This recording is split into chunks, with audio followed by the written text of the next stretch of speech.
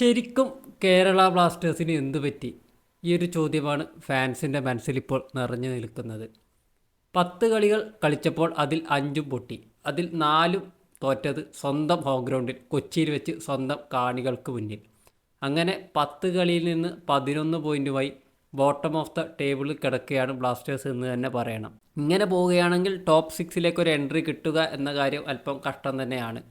അതുകൊണ്ട് തന്നെ നമ്മളെ സ്ക്വാഡ് ഒന്ന് ശക്തമാക്കാൻ ജനുവരി ട്രാൻസ്ഫർ വിൻഡോ നമുക്ക് ഉപയോഗിച്ചേ പറ്റൂ. ശരിക്കും എവിടെയൊക്കെയാണ് ജനുവരി ട്രാൻസ്ഫർ വിൻഡോയിൽ കേരള ബ്ലാസ്റ്റേഴ്സിന് താരങ്ങൾ ആവശ്യമുള്ളത്? ആവശ്യമുള്ള പൊസിഷനുകളിലേക്ക് ഈ താരങ്ങളെ കിട്ടാനുള്ള സാധ്യതയുണ്ടോ? അതാണ് നമ്മളിന്ന് പരിശോധിച്ച് നോക്കാൻ പോകുന്നത്.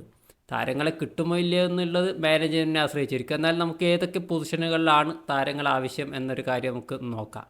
പ്രധാനമായിട്ടും നമുക്ക് കഴിഞ്ഞ പ്രീ സീസണിൻ്റെ സമയത്ത് മുതലേ പറഞ്ഞുകൊണ്ടിരിക്കുന്ന ഒരു പൊസിഷനാണ് right back, right wing position. Right വിങ്ങിൽ നിലവിൽ നമുക്ക് കളിക്കാനില്ലത് കോരു സിംഗും രാഹുൽ കെ പിയും മാത്രമാണ്. അൽത്തമാവിയ കളിക്കും, റൈറ്റ് വിങ് കളിക്കും, പക്ഷേ ആൾക്ക് പരിക്ക് മാറി ഇപ്പോഴും തിരിച്ചെത്തിയിട്ടില്ല. രാഹുൽ കെ പിയിൽ നിന്ന് പ്രതീക്ഷിച്ചൊരു പ്രകടനം നമുക്ക് ലഭിക്കുന്നില്ല. ആൾ ചെന്നൈക്കെതിരെ ഒരു ഗോൾ നേടിയെങ്കിലും തൊട്ടടുത്ത കളിയിൽ ഗോവയ്ക്കെതിരെ നിരാശപ്പെടുത്തുന്ന പ്രകടനം കാഴ്ചവെച്ചു. കൺസിസ്റ്റൻ്റായിട്ട് ഒരു പ്രകടനം പുറത്തെടുക്കാൻ രാഹുൽ കെ പിക്ക് പറ്റുന്നില്ല.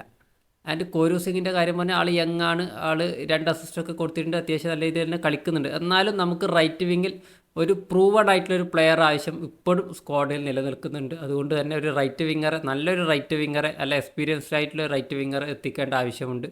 പിന്നെ ഒരു പ്രധാന പൊസിഷനാണ് റൈറ്റ് ബാക്ക്. റൈറ്റ് ബാക്കിൽ ഇപ്പോൾ ഓൾറെഡി സന്ദീപ് സിംഗിനെയും ഹോമി പാമിനെയാണ് മാറി മാറി പരീക്ഷിച്ചുകൊണ്ടിരിക്കുകയാണ് കോച്ച്. കഴിഞ്ഞ മാച്ചിൽ ഹോമി പാം ആദ്യം റൈറ്റ് ബാക്കിൽ കളിച്ചു, പിന്നീട് സന്ദീപ് വന്നു. സന്ദീപിന് നല്ലൊരു ചാൻസ് കിട്ടി, അത് കൺവേർട്ട് ചെയ്യാൻ പറ്റിയില്ല.